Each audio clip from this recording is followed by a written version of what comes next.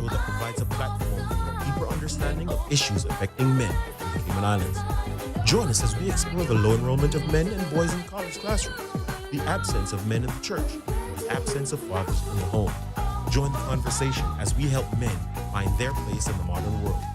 Through engaging interviews with experts and members of the community, we provide a clear picture of what healthy masculinity looks like as an example for boys and girls. Our mission is to provide a voice for men, to help them navigate the challenges that they face and provide hope for a brighter future. So tune in and join the conversation on The Wrecking Trade. Together, we can make a difference in the lives of men and boys in the Cayman Islands. Welcome to The Wrecking Trade, the radio show that provides a platform for a deeper understanding of issues affecting men in the Cayman Islands. Join us as we explore the low enrollment of men and boys in college classrooms, the absence of men in the church, and the absence of fathers in the home. Join the conversation as we help men find their place in the modern world.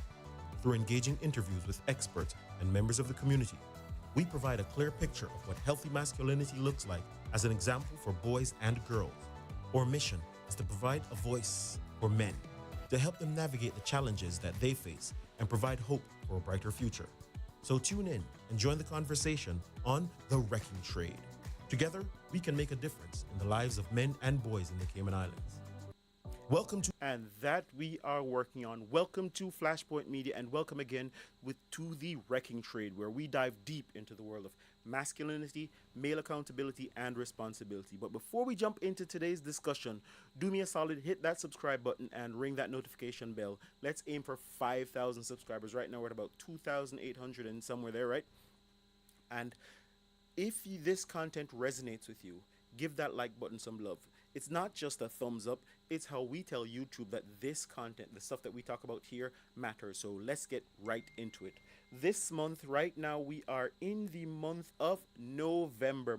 So if you're growing out your mustache, you're growing out your beard, man, this is the month to get it done. And right now, for the rest of this month, we're going to be looking at some men's issues. And tonight, I have a special presentation. We're going to be doing a video review of this TED Talk that I found, where this wonderful lady is talking about some of the issues. She's actually a divorce lawyer.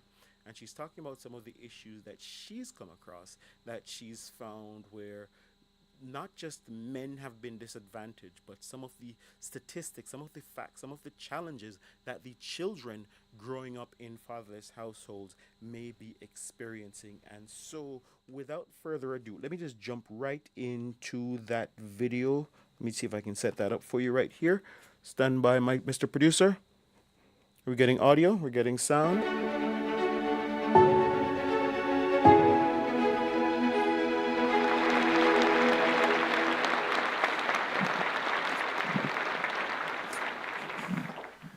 Okay, sound checked, video checked. I'm 6 years old, and all I can think about is getting the pink Barbie Corvette.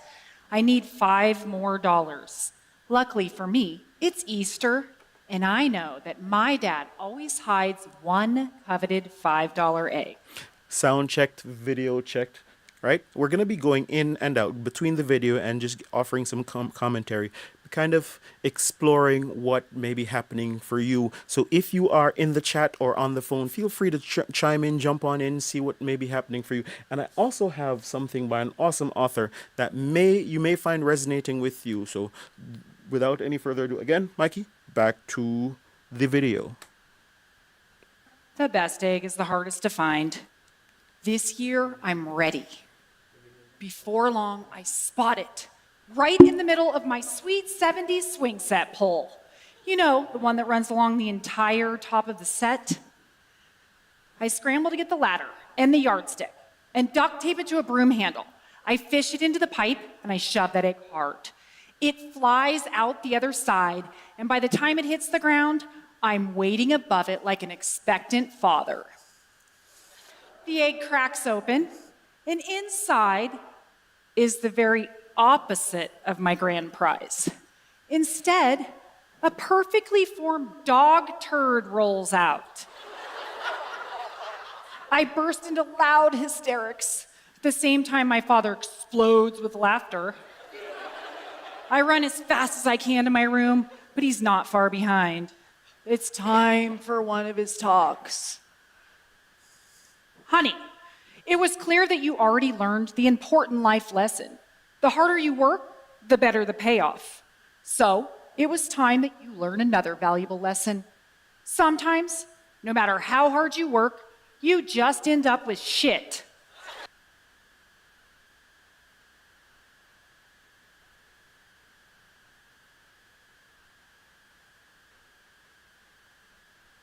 Differently from my kid's mother, right? And many of us men, we recognize that, and sometimes we pull that back because we've been told many times that, hey, mothers are parents and we may not be parents. But you know what?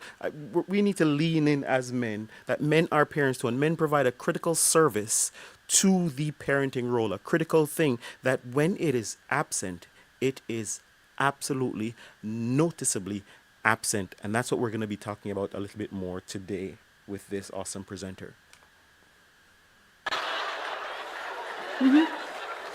And who better to teach just this sort of hard-hitting, direct, and painful life lesson to 6-year-old me than my father? I'm a divorce attorney. I've been practicing for over 20 years. I began in Los Angeles, but I've owned my firm in Nevada since 2001. My firm has a particular subspecialty, men's rights. My 9 female employees and I specifically represent men in divorce and custody battles. And guess who runs the business end of my law firm?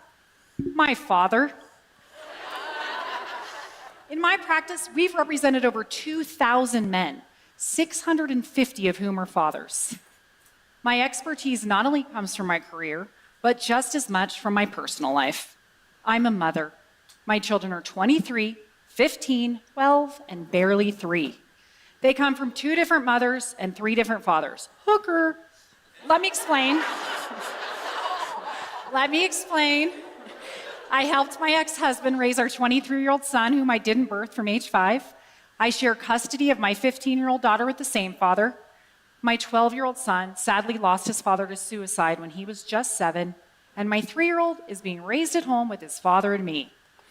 I just want to take a point there. I mean, she says something, she kind of brushes over it, and it is something that affects men at a far more alarming rate than women. I think the self-deletion rate is 4 to 1 in terms of men, somewhere along the lines, and this is from the United States, somewhere along the lines of over 49,000 a year, where women hover around 10,000 a year. So 4 to 1 in terms of men ending their own lives.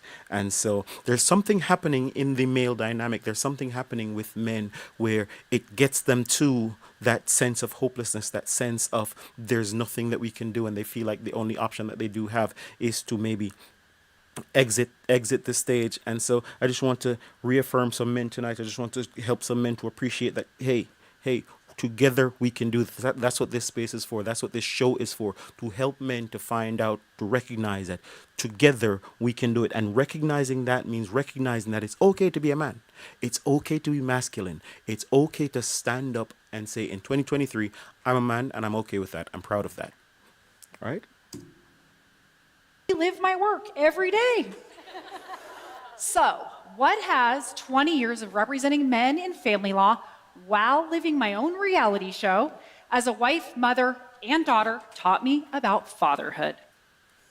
Allow me, if you will, to start with the second thing I learned about fatherhood. Men parent differently than women, big surprise. But their influence is crucial in the development of their children. Do you know any mom in the world who would put dog shit in an Easter egg? Okay, maybe that's a good thing. Let me better demonstrate this point from my legal experience. When getting my father clients ready for court, I prepare them for this kind of interrogation. Who's your children's doctor or dentist? What's the name of your school principal or even their teacher? What grades did they get on their last report card? 9 times out of 10, they miss the majority of these questions. And right here, you'll probably see some videos on YouTube, right, where women may be going around and asking men these questions, and them feeling embarrassed that they don't know these things. But one of the things that we do recognize in the firm here is that there are different roles in in our relationships, and there are things that men focus on that women don't focus on, and things that women focus on that men don't focus on. And so it's okay for us to provide that balance, that support for each other. And there are just some things that I'm not going to remember, right? And I'm okay with that. But then there are some things that I know women are not thinking about, not paying attention to, and that's where dads come in, and that's where dads zero in on those things. And if they're not there, then those things don't get the attention that they need. Does this mean they don't care or love their children as much? I bet it makes you wonder. But please hold your judgment. Here are the questions that my father clients can easily answer. If your son could be a superhero, what would his power be? What kind of monsters do your kids fear? How high does your daughter feel comfortable flying in a swing? What makes your son feel defeated? Yet, in my experience cross-examining hundreds of mothers in family court, these are the harder questions for them. Most of us know motherhood brings with it a sixth sense and an unspoken bond to our children. But what about fathers? Even fathers feel insecure about this reality. After representing 650 fathers, I can count on one hand those that felt secure in their instinctive role and significance to their children. What's interesting is my anecdotal legal experience suggests otherwise.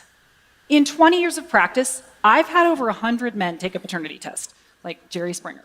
Seriously, do you know how many were wrong in predicting their biological relation to the child? 2. This shocked me and taught me my third lesson. And before we go on to the third lesson, right here, and I've come across it a couple of times with quite a few people, and you know, you'll be talking to women and they say, hey, they just have an automatic bond with the child because, and so part of that has led to the idea where women have a sense of motherhood being a supreme power and fatherhood is just something that hangs out on the side. But I can tell you that I feel, I mean, since they were in the womb, I've been connected to my own children. And as fathers, it's okay for us to own that. It's okay for us to stand up in that. It's okay for us to recognize that, hey, when it comes to family, it's my family.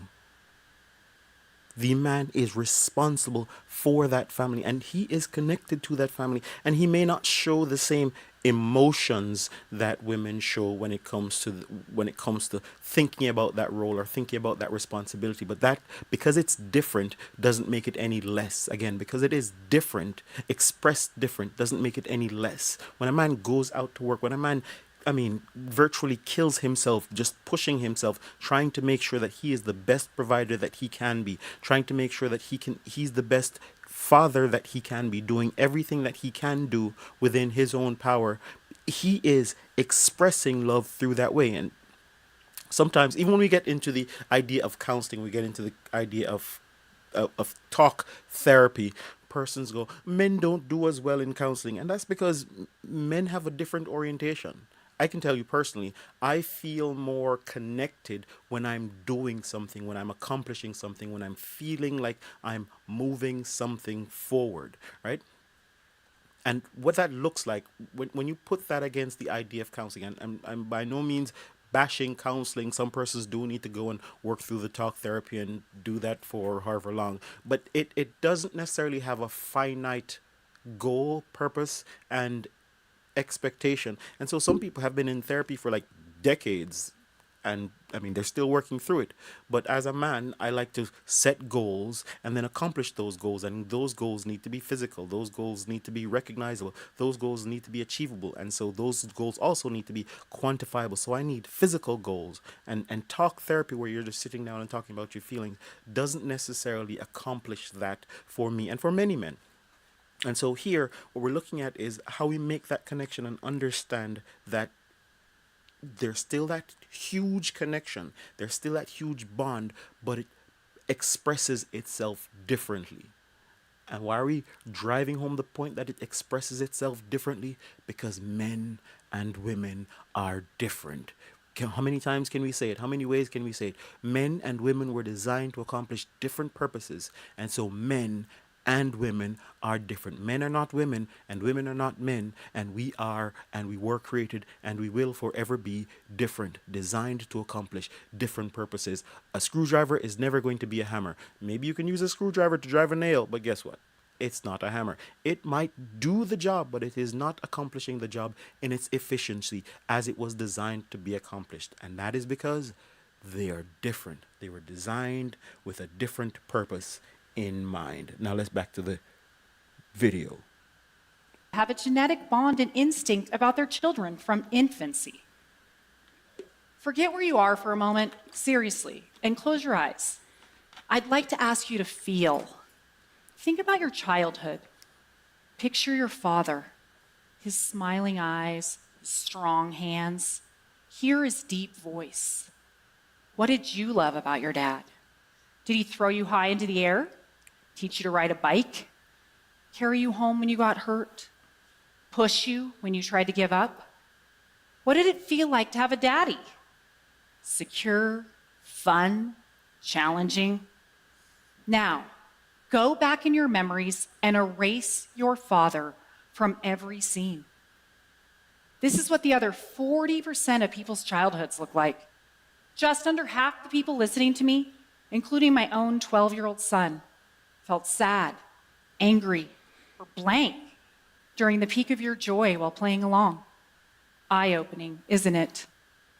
Nearly 2 of every 5 children in America are growing up without their fathers, or 17 million, according to the 2016 census. And this statistic is expressed and amplified and qualified. So these are men, these are children growing up without fathers at all. I mean, that's a whole different number when you look at the fathers who are not in their lives for whatever different reasons, who may not necessarily have access to their children for different things. And then, or when we express a different way, when we talk about the number of single mother households or single mother led households, and that number jumps up to 68%. And so this thing that we're talking about is big, it's huge, it's just gargantuan is the number.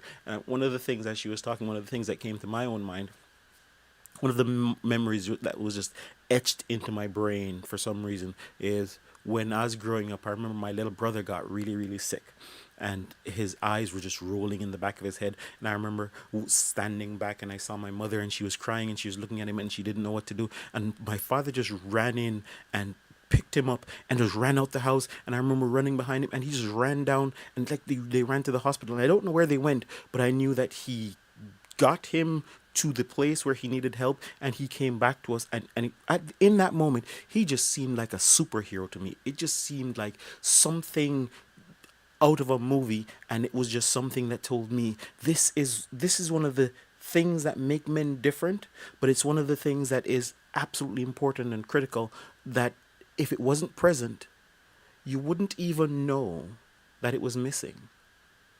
And that's the sad part here.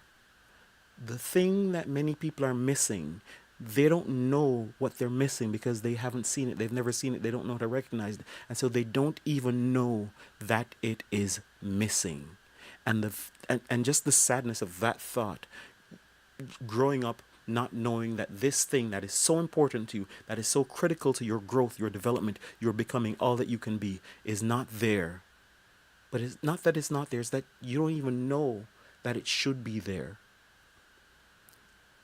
And so at the end, we're going to talk about some of the things that men can do to make sure that they stay in the lives of their children, some of the things that women can do to help that process, because if we understand that this process works as a pair, as a couple, as a group, irrespective of your male-female relationship dynamic, it is absolutely critical for the child.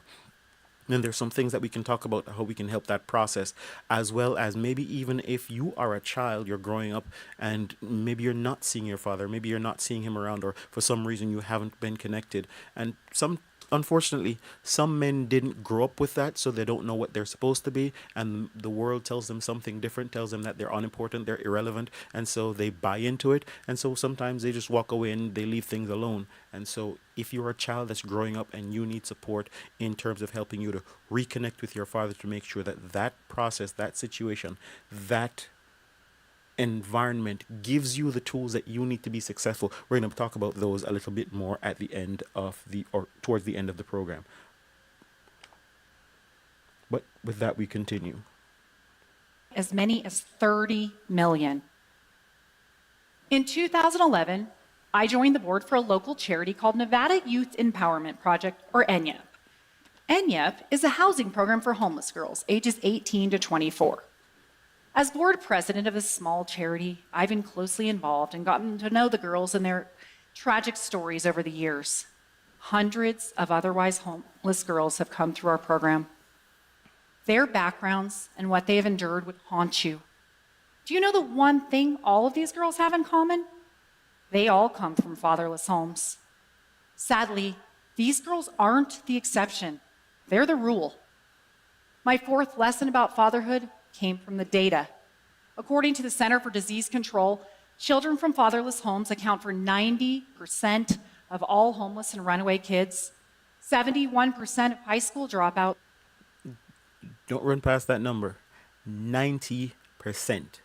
90% of runaway children come from homes without their fathers. That means for some reason kids are growing up in these homes, they're growing up without their mother, and some of them are growing up in foster care or something else, but the father's not there, and so they go out there striking it down the road and they're seeking.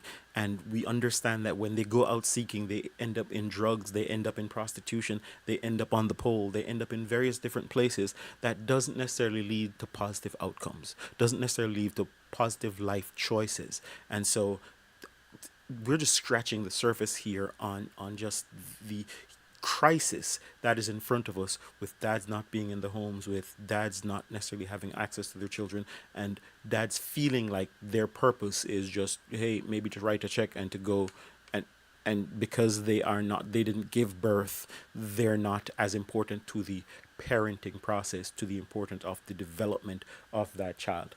Can I say it? You're absolutely critical. We continue. 63% of youth suicides. While you listen to me speak, you have to be wondering, what makes fathers? I want to run that back. I guess you missed a little bit of those statistics right there when we just talked about youth suicide. That's a big number. That's young people.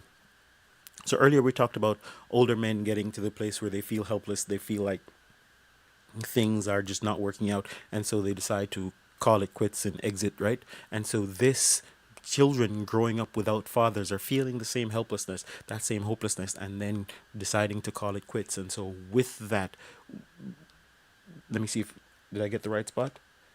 All homeless and runaway kids, 71% of high school dropouts, and 63% of youth suicides. 71% of high school dropouts and 60 what was that number? Did you get the number? Let me.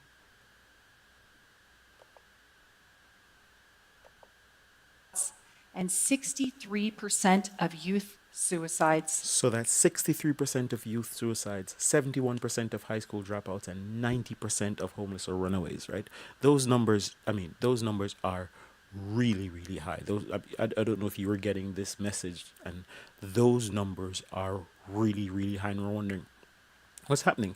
If we're doing everything that we can, they're getting supported by the state, they're getting supported by mothers, and sometimes they're getting supported by a whole village. And the only thing that is absent in many of these cases is the fathers, but we're still having these high numbers playing out in these negative outcomes. And when you're thinking about runaways, that means someone is feeling like, hey, whatever's happening at home is just not up to scratch, and so they're leaving, striking it out to a negative place, right? So that's a big number already. When you're talking about high school dropout, that means a high school dropout, that means they're ending their career prospects. Not graduating from high school often leads towards a life of poverty, leads towards less success in later life. It leads to less security in later life, and less options being available to you. Some persons turn it around, but right here, what we're looking at is 71%. That's a high number of persons going, hey, you know what, this education thing's not going to work out, and they're giving up. So it's that same helplessness theme that is running through when persons are giving up, till where it gets to that eventual number of persons just go, hey, we're just going to check out, right? And so our hearts here are being called in and saying, hey, whatever we've felt, thought, or believed previously, these are the numbers. These are the statistics. This is the data in front of us. When the data is staring us in the face, what are we going to do with this data? Me speak, you have to be wondering, what makes fathers so crucial? Honestly, the answer is complex and better explored by psychologists. What I can tell you is that the data unequivocally tells us fathers are vital, and yet laws and society undervalue their importance, making it harder for them to be in their children's lives. Even fathers underrate their own value. I know this data upsets a lot of mothers, me included. But advocating for fathers isn't about diminishing mothers. And I just want to double underline, double score, and make that point in bold. This is not a question or an issue of he versus she, who's the better, right? This is a matter. This is recognizing what's that something was placed in that equation for a reason, right? We don't have children without mothers giving birth, without mothers bringing children to term. We don't have children at all without the two coming together, and we don't bring them to full term without the two making sure that that works, because our job as parents is not just to go, hey, I got a kid, it's cool, right? I'm now a dad or I'm now a mom. The goal is to prepare these young minds, these young people, for a future that we don't even know, we don't recognize. No one could have predicted that in 2021 the world was going to 2020 the world was going to go into full lockdown and no one could leave their houses. Here in the Cayman Islands, I could only go out on Tuesdays and Thursdays because my name ends with an L, right? And other persons could only go out on Mondays and Wednesdays, and none of us could go out on other days. And you could only maybe go out in your yard and walk around, and no one could have predicted this. So no one could have predicted in 1990. Someone says, "Hey, you're going to be a social media manager." So persons go, "What is that?" In 2023, someone says, "Hey, do you know how to operate AI?" All of that would have been science fiction. So essentially, when you are raising a 2-year-old right now, when they're going to be 21, when they get to be 18 and they now need to make decisions on their own, there's nothing in front of me that tells me that I can fully prepare them by telling them, by giving them facts and giving them figures and telling them what to do. But here, we're recognizing that there's something critical in the relationship, how they relate to fathers, how they relate to mothers, how they relate together in that interaction, that helps them to develop the confidence to be in that space, to stand in that unknown future and be successful. And when that equation, that design is somehow compromised, we're seeing that there is a challenge. And mothers are out there doing their best trying to make the things work, right? But we recognize that we can slave, we can push, we can turn, we can try to bend the laws of space and time. But if we don't have the right equation, if we don't have the right components, if we don't have the right recipe to make a cake, we're just never going to have a cake at the end of that process. All right, let's continue. Parents, whenever possible, this crisis is specific to fathers. The occurrence of fatherlessness is epidemic. The effects are catastrophic, and the causes are male gender specific. Nearly 30 years ago, leading child psychologist Michael Lamb reminded us, fathers are the forgotten contributors to child development. Yet, researchers have found that children with involved fathers have stronger cognitive and motor skills, elevated physical and mental health, become better problem solvers, and are more confident, curious, and empathetic. Now, are those skills, qualities that you want for your own children? Confidence, problem solving, empathetic, better problem solvers. All around these skills that they're somehow getting from fathers being in the home. Because there's nowhere in the statistics that it said that, hey, these fathers were rocket scientists or doctors or lawyers or something. Some big thing that is helping them to blow up their brains. No. All they needed to be was be fathers who are present in the home. And once that part of the equation is fulfilled, again, many times you go, he doesn't measure up, he doesn't qualify, he doesn't this, he doesn't that. But all the data is looking at right here. Fathers at the high end, fathers at the low end, they're having the same outcomes. Children with fathers in the home have better outcomes on all of these metrics, right? So So, father, you're standing out there, you're looking at, hey, I'm a gardener, I'm a plumber, I'm a this, I'm not a big lawyer, I don't have a big degree, I don't have a big this. What can I do for my child? His mother earns more or his mother has bigger degrees. No. What the child needs is not a degree, not a bigger paycheck, not a bigger job, not a bigger this or a bigger that. Children need a father. Let's continue. Data for 30 years, and fatherlessness has only continued to rise during this time. The main contributors to fatherlessness are divorce and out-of-wedlock births. Every 13 seconds, someone in America gets divorced. That equates to almost 2.5 million divorces a year. Lucky me. Currently, more than 40%, or 1.5 million babies, are born out of wedlock each year in the US. And this brings me back to the first and most significant thing that my career has taught me about fatherhood. Family court is one of the critical places where fathers are disadvantaged, and this hurts kids.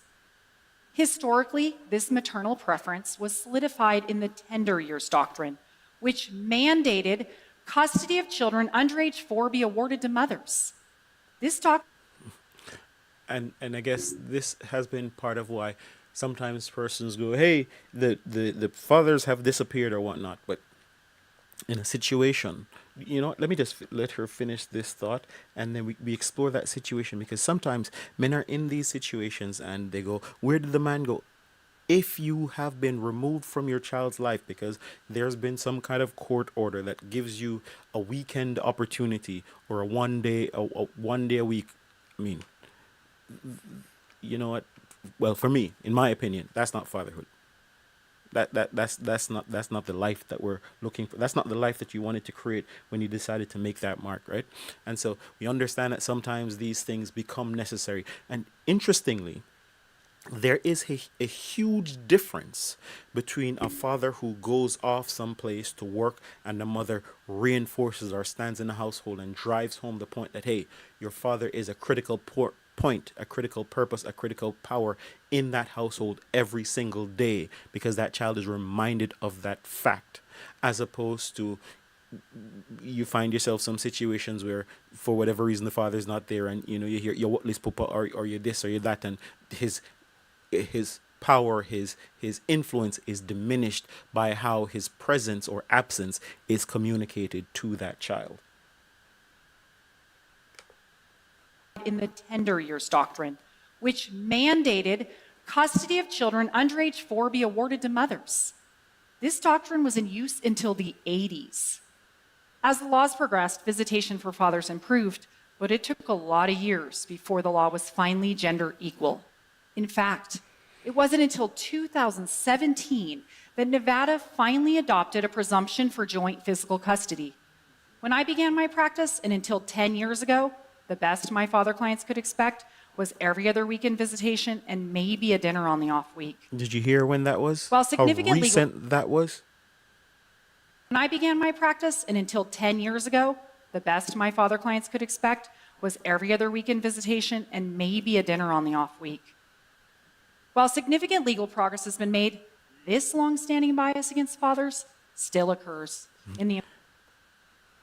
And right there is where it becomes critical, because just because a law changes doesn't mean that persons' attitudes immediately change, or how persons automatically respond, react, and in turn just operate changes. So usually human behavior kind of trails behind the laws being changed, or trails behind the situational changes, right? And so even now you still have just automatic biases when it comes to how persons operate. I remember when my son was being born, I went to the hospital. There was how the bed was designed, how the space was set up. It was set up in a way that, hey, it's just the doctor and the mother operating, and there's no space for the father, because I guess automatically in their minds there's no expectation that the father is present in the room, but I want it to be present, right? And so here, persons may be still operating from that perspective, from that position that a woman is just going to do it on her own, and she's going to raise the child on her own, and because she is the parent. And again, unfortunately, sometimes as men, we buy into this idea as well. We buy into this idea that, hey, we're just appendages, we're just along for the ride. But I'm trying to drive the idea home, the point home here with this presentation. And this is not my presentation. This presentation is from this awesome divorce lawyer lady who's found it through both her practice, through her life, and through her own research in understanding that there's something happening in the world. There's something happening around the world where persons are waking up and saying, hey, sure, we've been trying to do this thing. We've said fathers are not important, but for some reason, we're not getting better results operating without fathers. The world isn't getting better. Children aren't having more success. Society isn't getting better as a whole. So something is off with this new design that we're promoting. Something is missing. And what persons are coming up with, waking up to, is the missing piece is the absent dad. The missing piece is that when dad is not there, when dad is missing, the equation is incomplete. And this is especially critical for sons. We continue. Court rulings, and it exists in paternity laws. All the while, the number of kids growing up without dads continues to rise. Between 1960 and 2016, the percentage of children growing up with just mothers nearly tripled, from 8 to 23%. Paternity laws desperately need more reform to protect the 40% of children born out of wedlock each year in the US. Right now, once custody has been ordered, it's illegal to remove a child from their father, usually a felony. But it's perfectly legal in all 50 states for a woman to conceal her pregnancy, leave the father's name off the birth certificate, and never tell him he has a child, ever. How?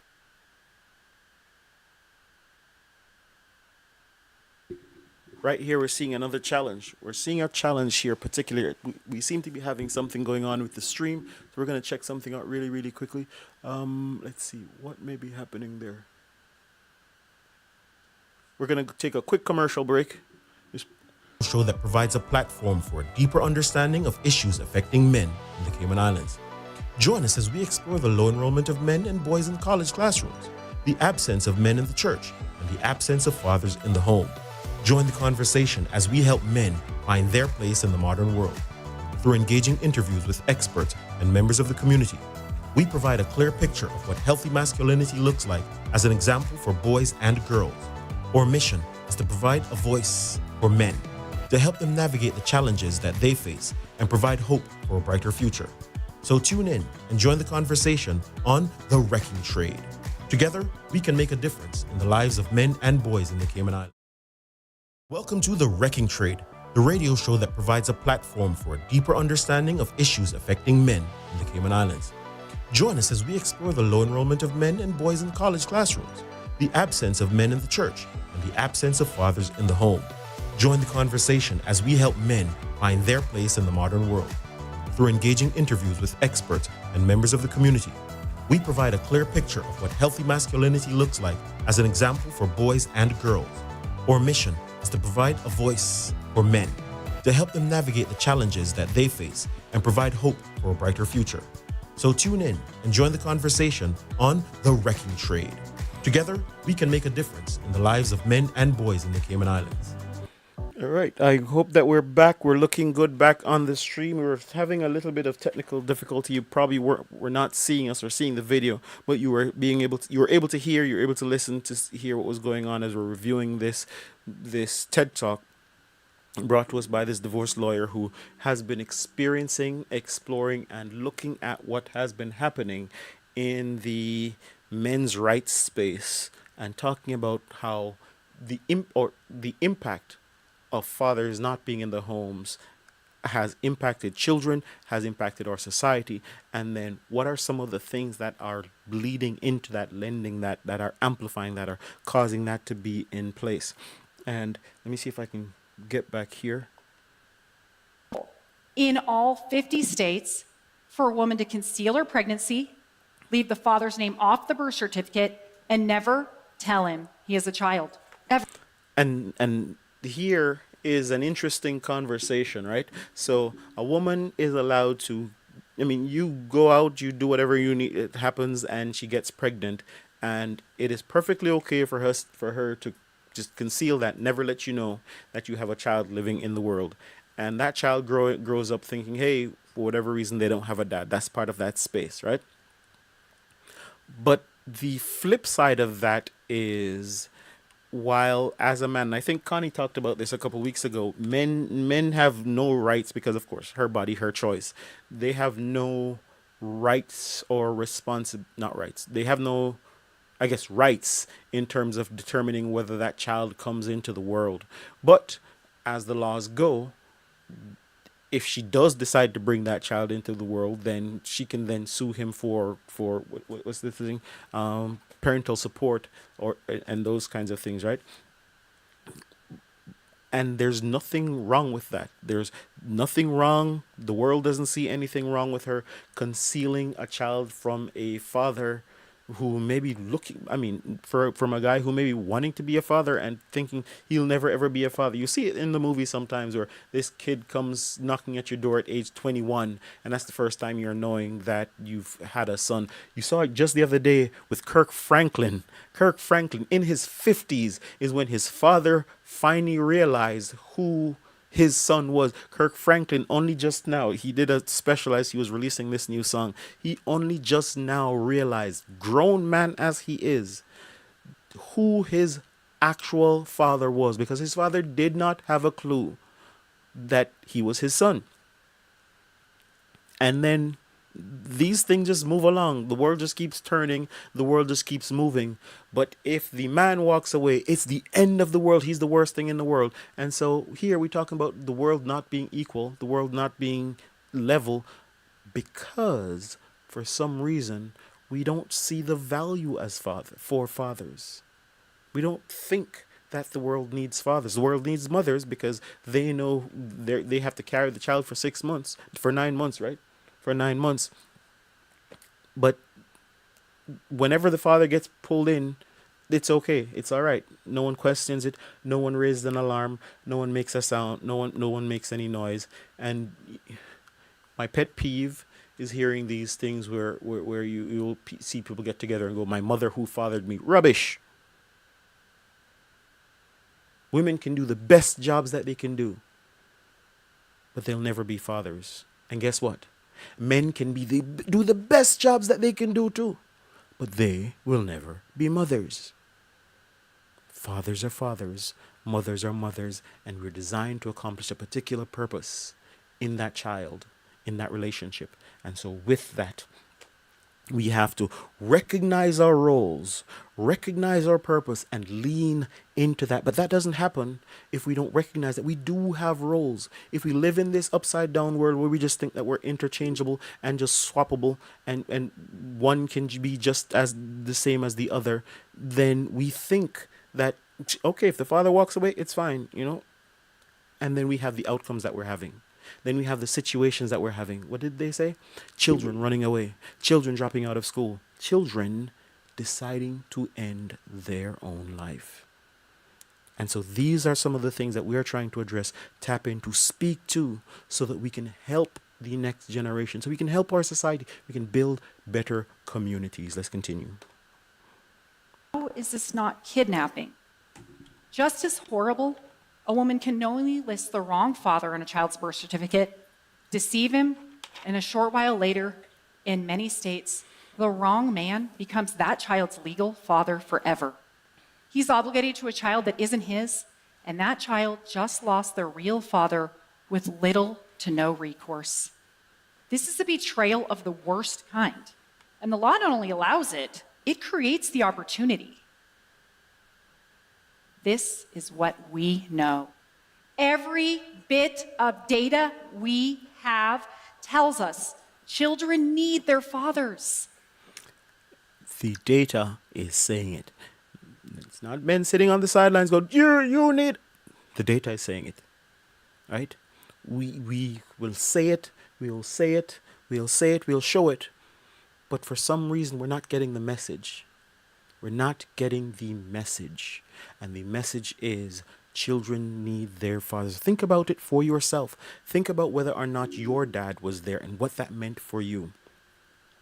And what it could have meant if he was there. Think about the things that we've talked about since the beginning of this program. Think about the things that she's mentioned in terms of the loss and in terms of the gains in those persons. And again, remember how data works. Data doesn't say, and once your father's there, life is going to be a bed of roses. You're going to have unicorns, butterflies, and ice cream every Thursday, right? That's not what it means. It means that better outcomes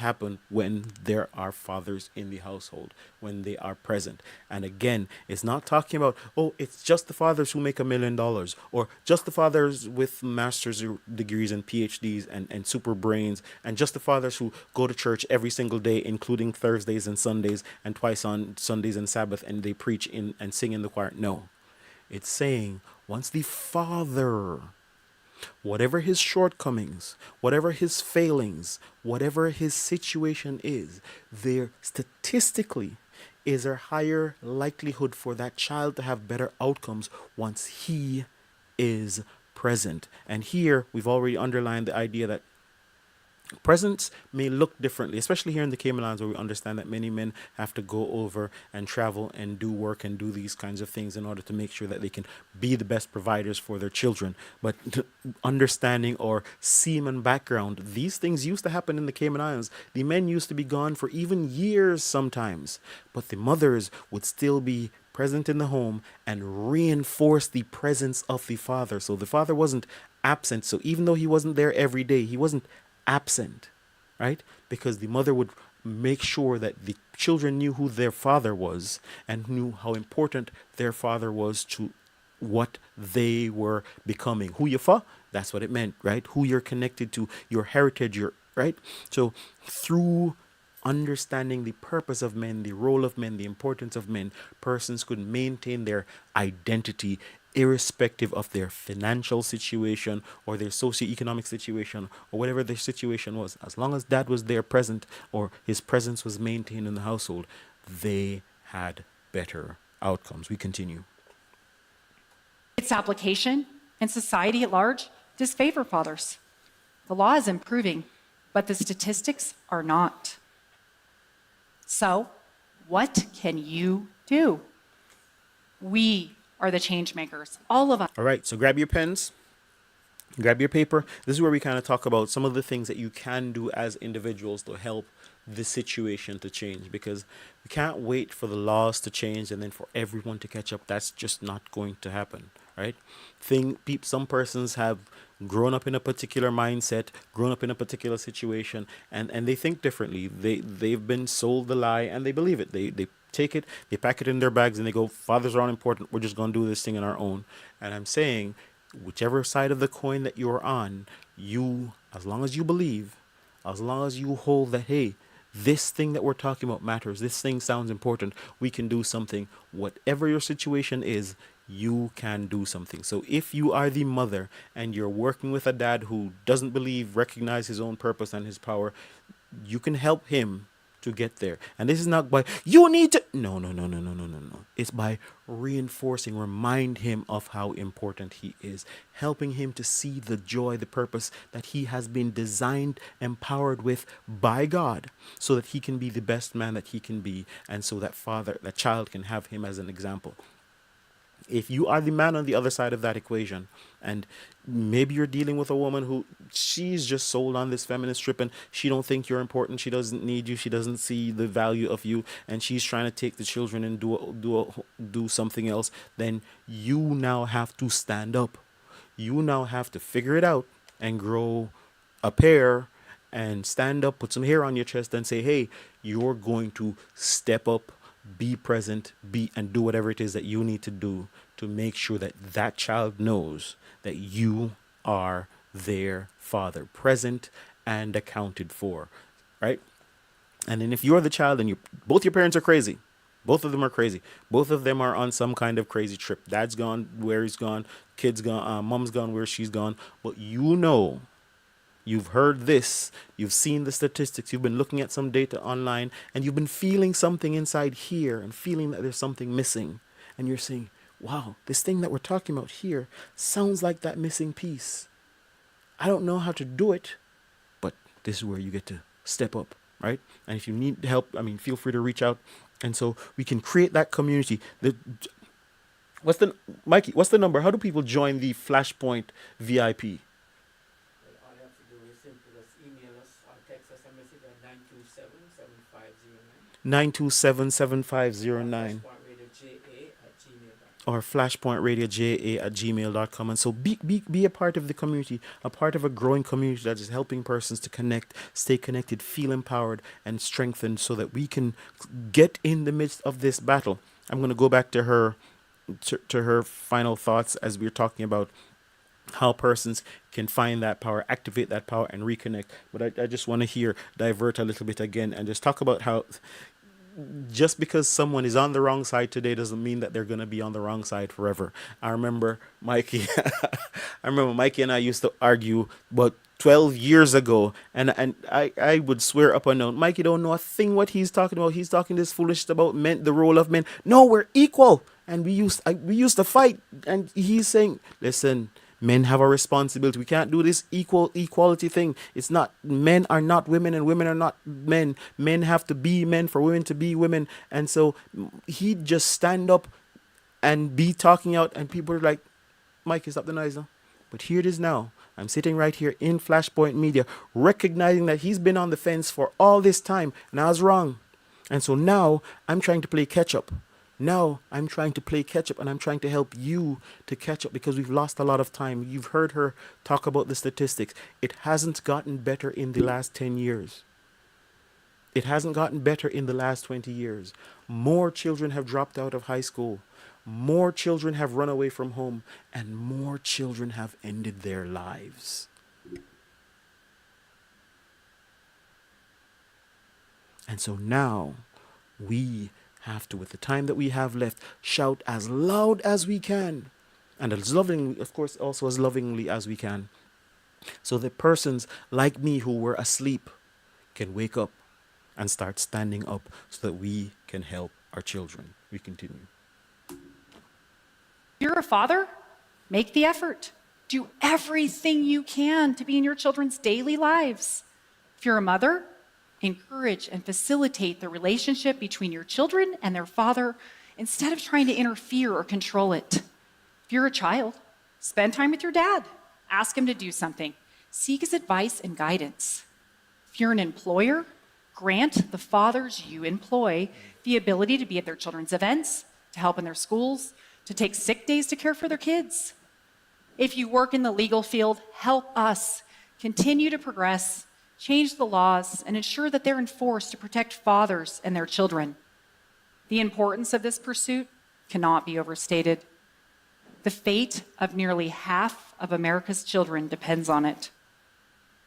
I'd like to close by asking all of you to do one final thing. Please stand if you are able, or raise your hand. I'm serious, please. If you grew up without a father, if you raised or raising a child without a father, or if you were a father who's been separated from your child. Now, look around. The people really affected by fatherlessness. Really, look. Those of you standing and raising your hands aren't numbers. You're real, living, and feeling humans.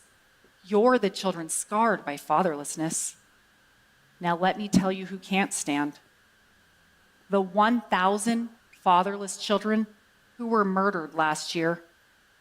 The 3,000 fatherless children who died from drugs. The 3,200 fatherless children who committed suicide last year. And the 14,000 fatherless children who were incarcerated.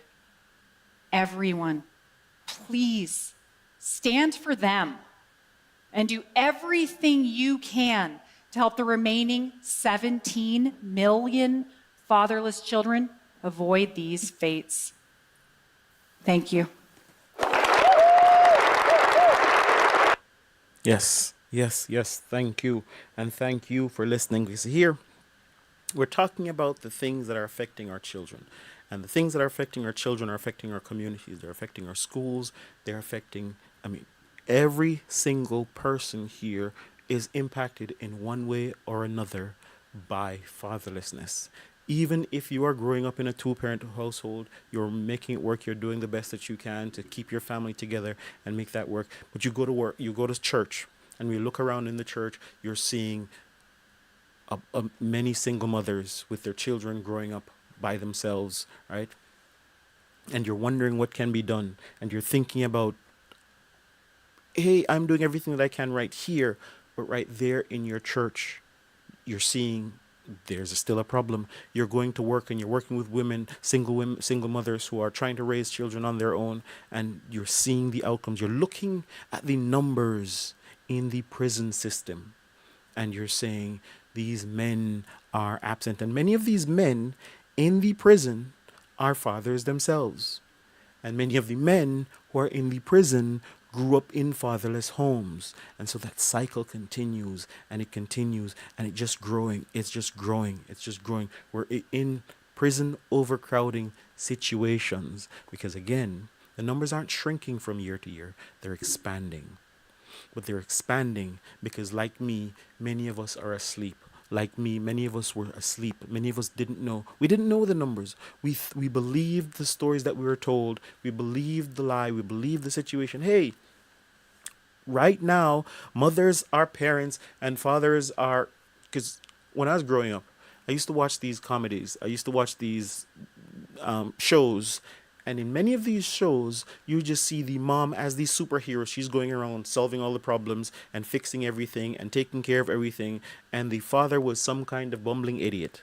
The father was a Peter Griffin or some other idiot. And he was just there. He was just standing there. And so it was easy to deduce that, hey, fathers aren't as necessary, especially if they're not earning a lot of money. Then, we don't need them. We can just pop them out. Maybe get another guy, stick him in there, see if he works out. If he doesn't work out, just kick him out, right? And many of these, and as men, we bought it. We didn't understand because maybe we didn't grow up understanding God. We didn't grow up understanding the Bible. We didn't grow up learning that this was the case, that you were designed as a man to be the head of the family. You are empowered as a man to be the head of the family. And here, science is saying that checks out. Because when he's not there, there's a massive problem. So maybe God knew what he was doing. Just maybe he knew what he was doing when he said that guy needs to be there. Right? But maybe you didn't know, maybe you didn't understand, and maybe you read the Bible and you didn't understand because sometimes those biblical texts, sometimes those messages were interwoven with the feminist message that says, men were head of family, but that's only because it was a patriarchal time and it was only because the Bible was written by men. That's not what God meant. It meant that, hey, women are really in charge, or they can be co-providers or co-leaders or co-everything and whatnot, or maybe they can do it on their own. Clearly what we're seeing is that's not the case. I don't know if we're looking at the same statistics, but that's not the case. The best outcomes for children come from two-parent households, right? Two of the parents working together in concert to accomplish God's purpose in that child.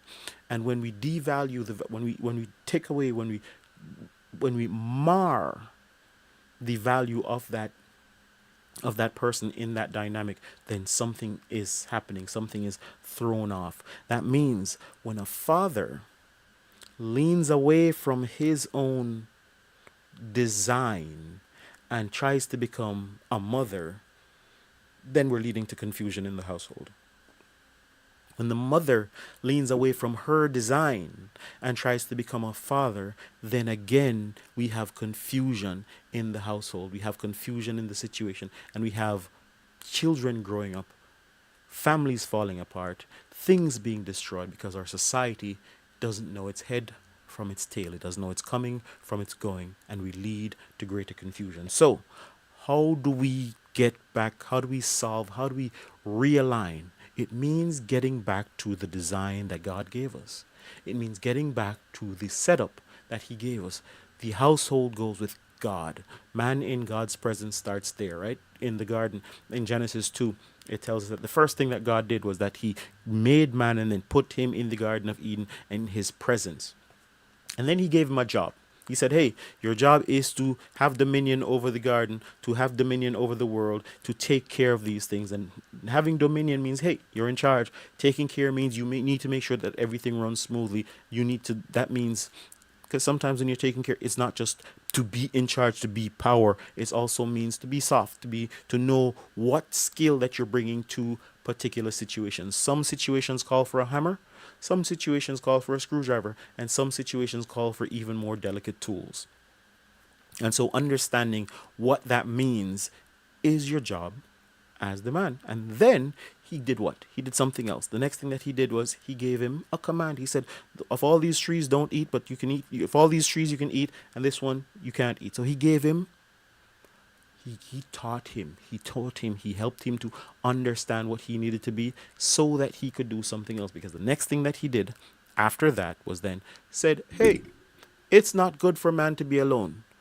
And I didn't realize this until recently, because I guess it was always there in the text, but I didn't realize it. But he told him about the tree, about the fruit, before he made Eve. This happened before, so that means in that situation, for some reason, he doesn't make mistakes, right? For some reason, he thought it necessary to go ahead, tell him what he needed to do, and give him all of these things before he put the woman in the midst of the situation. So whatever that situation looks like, we'll understand when Jesus comes. That was the design that he gave him. And so when we get back to that design, we understand that men, we have a responsibility to qualify ourselves. We have a responsibility to stand up as men. We have a responsibility to get closer to God's presence, whatever that looks like for you. It may look like going to church. It may look like connecting to Him. It may look like praying, or whatever it needs to look like. It means that's what you are working on. And guess what? None of us here, including your wife, including the woman in your life, can judge and tell you where you need to be. It is on you to figure out where that is and to be on that path, because awesomely, God meets us wherever we are. And we'll talk about David. We'll talk about the journey that he was on. And we talk about many of the men in the Bible. And many times persons can point at them at this point in their life and go, hey, that is off. That was wrong. This is not blah, blah, blah. All of these things, and say they're not enough. But that's not helpful. So you, as the man, have to stand up and go, this is where I am. This is where I need to be. Right? And if you already have kids, then wherever you are, while you're doing that, you also need to stand up as dad. So you can't wait until after, because the child's already here. And every day, every month, every week, every year counts. So wherever you are right now, we must stand up as dad. And when we're standing up as dad, this is not talking about the money, the job, all the other things. It's standing up and letting your child know, giving them an image of a present dad right here, tonight, today, right in this moment. So whether that is a phone call, a WhatsApp message, a FaceTime, something that reminds them that, hey, I'm your dad, I'm present, and I will be here. I will be here. Many children are going to sleep and they're going to wake up and wonder if dad's going to be there in the morning, if he is really thinking about them. Sometimes the message that they're getting from the world, because they're getting that same message too. They're getting the message that dads are just walking away. They went out to get cigarettes or went out to get a bottle of milk and they never came back. And the message that they get from that is that they are not loved. They're not cared for. You're not thinking about them. So right now, whatever you can do to remind your children, to remind your child, to remind the person, the kid, that you are thinking about them. You are loving them. You are feeling them, and they are a part of you. Then get up and do that tonight. Right? And then once you have that connection, once you can start doing that, then we can while maintaining that, we can start doing the other stuff. building the other stuff. And we're going to help you here. We're going to help you here to work through that. There's another program that we're working on that will help us through financial wellness, financial health. We're going to be doing a 30-minute talk talking about how you can improve your financial situation, how you can learn to manage money, because many of us, we didn't learn those skills. We didn't learn those things. So from day to day, it feels like a grind. It feels like a fight. And it may look like some other persons out there, they just have things on easy street, right? But we're going to help each other with that. That's why we're building this community, so that we can support each other on that journey. So what are we doing? We are connecting with your young person, your child, your kid in their life, letting them know that you are present and you are fully committed, and you're checking in and letting them know that they are loved by dad. They are loved by dad. And then with that connection established, every day we're going to be building up dad. Wherever you are from, wherever you've been, whatever your situation is, if you're not feeling like you are all that you can be, then okay, we can take that journey. We can work on our finances. We can work on our physical fitness. We can work on whatever it is that you need to help you to be feeling more like that person that you were designed to be, right? And as we work on those two things, we're working on connecting more with God. Check out the breakfast hour when Mikey connects you with the worship. And there are multiple programs here on Flashpoint Media, even the Sabbath School lesson that helps us to be that more connected spiritually. And then connecting with a faith community. Connecting with a community of believers, of men who are able to, who you can recognize are walking on that same journey as you. Not feeling like the superhero every morning, but walking and standing up even though it's hard, even though it gets difficult, even though it is just sometimes, so difficult. But you know what? That's what we're designed to do. We're designed not to quit, but to get up every day. You fall 7 times, you get up 8. And once we keep doing that, we keep moving forward, then we can be proud. Your children can be proud, and your families or communities can be better spaces as we together work to strengthen and enhance our presence as men in our community. This has been the Wrecking Trade. This is the Wrecking Trade right here on Flashpoint Media. Right now, it's been a wonderful evening. This lady was quite insightful. It was quite fulfilling to just be able to listen to this message. I'm hoping that it was a benefit for you as well. You know, sometimes for some reason, Mikey, in 2023, it seems like there is a distrust from men when we share certain things. And so sometimes it may be easier for some of our listeners, some of our viewers to hear this being said by a woman and they go, oh, okay, that's one of ours. And maybe they can believe that too.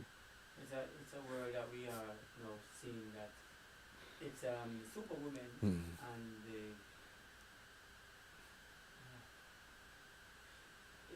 it is where we are. We have created a westernized world. I think what we're looking at though, Ella, is to see that on this side of the fence we have changed the landscape so much, but there's another side that has not. And so we must know that there's also always a balance. Yes. In all of this. Yeah, let me see if my mic is there. Yeah, there's a balance in all of this. That still there's an example. Yes. We're not without somewhere that is happening while we are talking about it, and we are so lost in our ways and unable to see, navigating through this. There's another set of persons who have no clue that we are so lost. And sometimes we look over the fence at those people and we say they're lost, they're confused, lost. And we call them all kinds of things. Call them all kind of things, right? But the data shows that they are the ones who actually have this thing worked out, and we are the ones who have not seen the light of day. You know, and a quick statistic there, because I was looking at some statistics as it relates to just the number of persons who are ending their own lives, men, people in general who are ending their own lives. And as looking at some statistics and comparing them to persons on that side of the fence, and we're going to jump into that side of the fence a little bit late, maybe next program, one of these other programs, we can really unpack what happens on that side of the fence. So for now, we'll just call it that side of the fence, right? Yes. Persons who live on that side of the fence, and the suicide or the rate that they end their own lives is below 1, and they do this number where they go. Let's call it other side of the fence. The eastern side. In the East, in the East, persons end their lives at numbers like below one in 100,000. But here, on the Western side, in the U.S., the numbers that came out for 2022, the number was 14 per 100,000. And so when you look at that stark difference Ridiculous. in persons feeling hopeless and helpless, and then we're pointing over the eastern side and saying they're the ones who are confused, and we're saying they're the ones who are lost, but yet they feel like they have hope, they have purpose, and What you must see, though, Yes. Rob, is that those persons are not trying to figure out anything. and that's the message. That's the message. They're not trying to figure it out. That's just how it is. Yes, this is what we are told. That's This is how what it we is. do, and we're just doing it. On this side, we're trying to figure it out. We're trying to figure out if we're trying to figure out what is a woman. We're trying to figure out what is a how man. to reinvent the wheel. We're trying to figure out how to reinvent the wheel. We're trying to reinvent fire. We're trying to do all of these things that were already done, Already there. already had Don't need success, but for some reason, we are here thinking that we know better. And yet, our outcomes are not better. I don't know. We're going to wrap this one up early tonight. This has been the Wrecking Trade right here on Flashpoint Media. I'm your host, Robert Lynch. Here, we take a deep dive into the world of masculinity, male accountability, and responsibility, right? And right here, what we do, what we talk about matters because it affects our young people, it affects our communities, it affects our churches, it affects our homes. So please hit that like button on your way out. Make sure that you send the YouTube algorithm some love so that it knows that we're not just here laughing and smiling and having fun. We're doing things that matters. We're actually saving lives. We're helping persons to recognize their purpose, to recognize that they don't need to figure it out. They don't need to reinvent the wheel. They don't need to try to understand. No. It's already there in front of us. A meal has been prepared. All we need to do is to just sit down, eat, and allow ourselves to be filled by its presence. Thank you for joining me, and join us next week when we have another awesome conversation with some wonderful guests. My name is Robert Lynch. This has been The Wrecking Trade. Welcome to The Wrecking Trade, the radio show that provides a platform for a deeper understanding of issues affecting men in the Cayman Islands. Join us as we explore the low enrollment of men and boys in college classrooms, the absence of men in the church, and the absence of fathers in the home. Join the conversation as we help men find their place in the modern world. Through engaging interviews with experts and members of the community, we provide a clear picture of what healthy masculinity looks like as an example for boys and girls. Our mission is to provide a voice for men, to help them navigate the challenges that they face and provide hope for a brighter future. So tune in and join the conversation on The Wrecking Trade. Together, we can make a difference in the lives of men and boys in the Cayman Islands. Welcome to The Wrecking Trade, the radio show that provides a platform for a deeper understanding of issues affecting men in the Cayman Islands.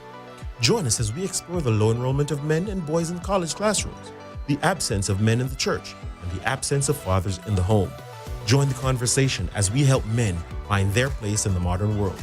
Through engaging interviews with experts and members of the community, we provide a clear picture of what healthy masculinity looks like as an example for boys and girls. Our mission is to provide a voice for men, to help them navigate the challenges that they face and provide hope for a brighter future. So tune in and join the conversation